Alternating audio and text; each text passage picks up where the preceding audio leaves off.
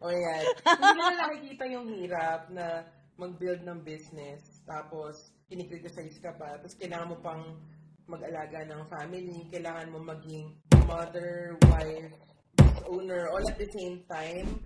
Tapos, ikaw pa yung emotional support ng ibang tao. Oh my gosh. Literal nakakaloka. Oo, nakakaloka talaga siya.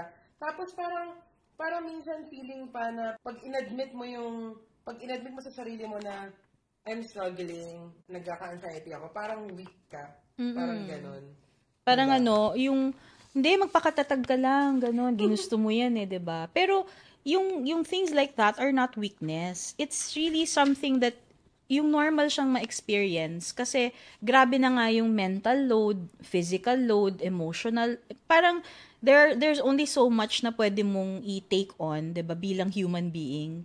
And then add mo pa yung criticism, yung judgment ng mga tao, people pleasing, and mga childhood issues pa natin, and trauma, and unsupportive family like nung previous episode.